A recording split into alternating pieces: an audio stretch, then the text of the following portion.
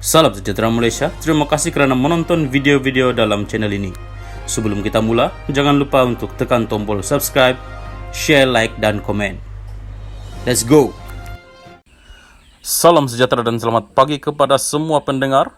Berita seterusnya, Eksekutif Goldman sudah beri amaran jangan berurus niaga dengan Jolo.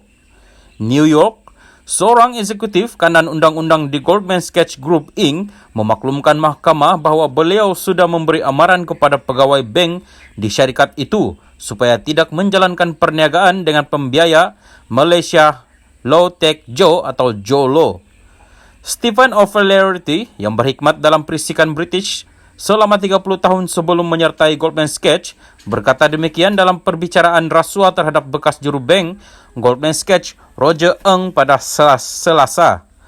Beliau yang membantu memeriksa urus niaga bond One Malaysia Development Berhad 1MDB yang membawa kepada terbongkarnya skandal itu berkata, walaupun bimbang tentang Jolo, tiada seorang pun daripada pegawai bank yang terbabit dalam urus niaga 1MDB, termasuk tim Lesner yang mengetuai urus niaga itu, mendedahkan pembabitan Jolo. Katanya, selepas pasukannya menjalankan penilaian yang wajar terhadap Jolo, bank terbabit menolaknya sebagai pelanggan persendirian berikutan kedudukan kewangannya yang meragukan. Kami tidak akan selesa bekerja dengan Jolo. Kami tidak akan menerima Jolo sebagai pelanggan firma itu. Tetapi, jika Jolo adalah sebahagian kecil daripada perjanjian, sukar untuk mengatakan kepada pelanggan bahawa dia tidak boleh menjadi sebahagian daripadanya. Tambah O'Flaherty ketika memberi keterangan di Mahkamah Persekutuan di Brooklyn. O'Flaherty yang mengetuai bersama kumpulan perisikan perniagaan Goldman Sachs memberi keterangan sebagai saksi pendakwaan terhadap Ng, satu-satunya juru bank Goldman Sachs yang dibicarakan berhubung rompakan epik dana kekayaan 1MDB. Ng didakwa bersubahat dengan Lesner dan Jolo selaku ahli perniagaan kontroversi yang kini dalam buruan. Dalam penipuan besar-besaran itu, Lesner, bekas ketuanya pula mengaku bersalah dan bekerjasama dengan kerajaan.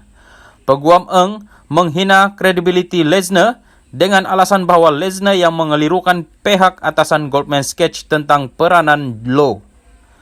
Ketika disoal peguam Ng, Mark Agnifilo pada Selasa, O'Flaherty berkata dia sudah membincangkan kebimbangannya tentang Jolo bersama Lesner, tetapi dia tidak pernah bertemu atau bercakap dengan Ng. Pendakwa Raya Persekutuan berkata, Lesner dan Ng menyembunyikan daripada pegawai atasan Goldman Sachs mengenai peranan Jolo dalam skim itu dan membantunya memperoleh sekurang-kurangnya AS 1.42 bilion, kira-kira 5.97 bilion ringgit, daripada AS 6.5 bilion, kira-kira RM27.3 bilion, dalam 3 perjanjian bond dan membayar berpuluh juta dolar sebagai rasuah kepada pegawai Malaysia dan Abu Dhabi. Jolo juga membayar jutaan dolar sebagai sokongan kepada Lesner dan Ng menurut Amerika Syarikat AS. Selain itu, kerajaan berhujah Ng mengesyorkan Goldman Sachs mengambil Jolo sebagai pelanggan persendirian walaupun mengetahui tentang kedudukan keuangannya. AS pada 2019 membuat perjanjian dengan Jolo untuk mendapatkan semula hampir AS 1 bilion, kira-kira 4.2 bilion ringgit, dana yang dicuri daripada 1MDB. O'Flaherty memberi keterangan bahawa Jolo mendapat perhatiannya terselepas cadangan Ng dan bahawa dia kemudian mengetahui pegawai bank Goldman Sachs juga sedang mempertimbangkan untuk membuat perjanjian dengan Jolo yang kemudiannya dibatalkan. Beliau berkata, apabila Ng mengesyorkan Jolo sebagai pelanggan, juru bank itu mendakwa dia pernah bertemu Jolo hanya sekali sebelum ini, walaupun rekod menunjukkan mereka mempunyai sekurang-kurangnya 2 mesyuarat sebelum ini pada akhir 2009. O'Flaherty memberitahu juri bahawa sejurus sebelum perjanjian bond 1MDB pertama disemak oleh jawatan kuasa seluruh firma pada April 2012, dia bertanya sama ada Jolo terbabit.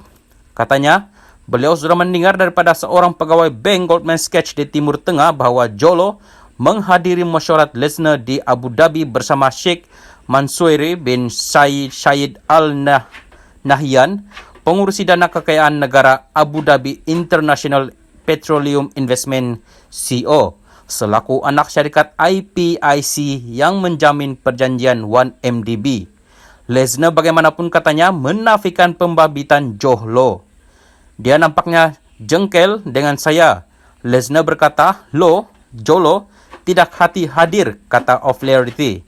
O'Flaherty juga memberitahu mahkamah, dia kemudiannya memberi amaran kepada bank pelaburan bahwa adalah penting bahwa kami tidak mempunyai peranan di pihak kami untuk Jolo dan meminta sebarang pembayaran kepada pengantara diisytiharkan. Saya cuba mendapatkan jaminan bahwa Jolo tidak terbabit. Beliau ditanya sama ada mana-mana pegawai Bank Goldman Sachs yang terbabit dalam urus niaga 1MDB, mendedahkan bahwa Jolo menghadiri mesyuarat di Abu Dhabi atau pembabitannya dalam 1MDB. Sama sekali tidak, katanya.